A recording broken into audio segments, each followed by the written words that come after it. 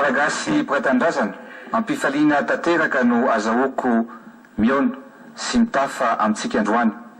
Ary mitodika amin'ny malagasy rehetra tsy vaky volo ny tenako amin'izao andro anio izao mba hifampizarako aminareo ny toetra ara-pirenena, ny olana ara-politika misy ary ny lalana ivoahantsika amin'izany olana efa mahavalanana ny malagasy izany. Tompoko lahy sy tompoko vavy, voafaritra mazava tsara ao anatin'ny fifanarahana iraisam-pirenena momba ny zon'olombelona izay ankatoavin'ny firenena rehetra maneran-tany, fa manana ny fiandrianany izay tsy azon'izaniza esorina aminy amin'ny fizakana ny fahaleovantenany ny firenena iray. Ary matoa eo ampelantanan'ny vahoaka iray manontolo izany zofototra izany dia mba ahafahany miaro azy toy ny anak'Andriamaso ihany koa. Mila fanovana ny firenena, mijoro isika, mijoro, ary mbola hijoro amin'izany adidy lehibe izany satria nisy ny ainana fohy, nisy ny nitondra takaitra noho izany fitakiana izany. Eritaona no nisin'ny fifandaminana ara-politika, fanilanelanana ny arahana amin'ny sehatra iraisam-pirenena izay nitadiavana ny vahaolana, nisy ny fifanarahana samihafa, nisy ihany koa ny fametrahana rafitra izay fantatsika fa tsy nahitana vokany. Besaka ny fandeferana ary tsy hanenenana izany satria ny katsahana dia nisin'ny filaminana sy ny fitoniana ho antsika malagasy nefa dia tsy nahavany olana teto amin'ny firenena izany. Efa natomboka ny fiaraha-mitatana fa niarahantsika nahita ny vokany. Efa natao ny alaninina rehetra fa tsy nahomby. Everinay fa tonga ny fotoana tsy maintsy andraisantsika malagasy andraikitra.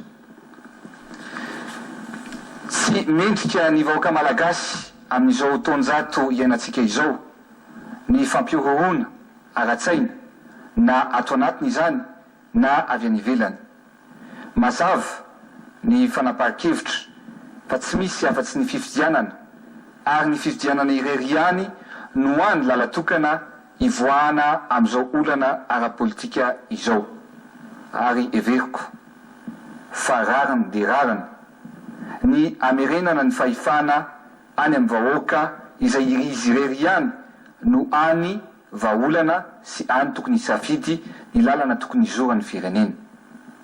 Resy lahatra tanteraka ao fa ny malagasy samy malagasy ihany no afaka mahita ny vahaolana. Fotoanany izao tena aniontsika ny tena fitiavan-tanindrazana eo ampelantanantsika ny hoavin'ny firenena satria tanindrazana iaraha-manana sy iaraha-monina i Madagasikara.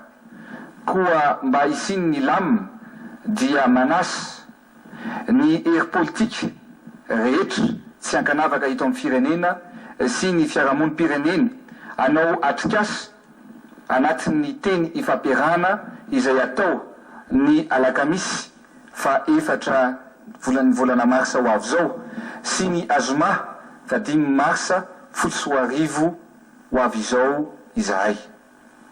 Tsy ny mpitondra fanjakana amin'izao teteza mity izao ihany, tsy ny anklafi-kery 4 ihany, tsy ny antoko na vondrona antoko politika vitsivitsy ihany, fa ny antoko politika rehetra sy ny vondrony fiaraha-moni-pirenena rehetra no asaina amin'izany. Vonina izahay ny andray fepetra rehetra mifanetana amin'izay teny ifampiarana izay mba andaminana atongavantsika hikarakarana fifidianana madio sy mangarahara. Vonina koa izahay andinika izay fepetra everiny be sy ny maro fa ilainy mba ampilamina ny tontolo politika eto Madagasikara. Mino izahay fa manana fitiavan-tanindrazana isika, manana ampo-pirenena isika ka samy amela ny fitiavan-tena ka hibanjina ny tombotsoa ambonin'ny firenena. Ny tanjona dia ny atongavana ary ny karakarana fifidianana zay tsy vitatsika ny nametraka an'izany fividianana mangarahary zany tao anatin'ny taona maro. Ankehitriny dia voniny izahay ametraka ny seni ary ny karakara an'izany fividianana izany ao aminatin'ny mangarahara sy ny fangaraharaana tanteraka.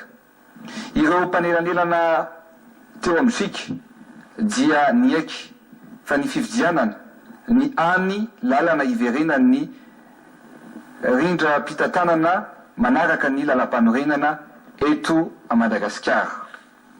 Voaraina ihany koa anefany ny afatra avy amin'ny firaisambe afrikanina mikasika ny sazy iverinay fa tonga ny fotoana tsy maintsy andraisantsika malagasy ny andraikitra ary araky ny efa nambarako hoe Madagasikara any malagasy. Kanefa ao anatin'izany rehetrarehetra zany mandrapatonga ny fividianana dia tianay no manambara dian'izao fa voniny izahay anokatra ny androm-panjakana samihafa amin'ny hery politika samihafa tsara sitrapo ary voniny sy aneo marina ny fanovana tadiavintsika mba hisiny ny fiara-mitatana amin'izao tetezamity izao ao anatin'ny fifanajana sy ny fahaiza-mitatana. Koa miantso ny vahoaka malagasy tsy ankanavaka ao, isika no tompo mandidy sy manapaka momba ny firenetsika. Aseho atsika amin'izao tontolo izao fa manana ny fahendreny ny malagasy. Masina ny tanindrazana, misaotra tompoko lahy, mankasitraka tompoko vavy.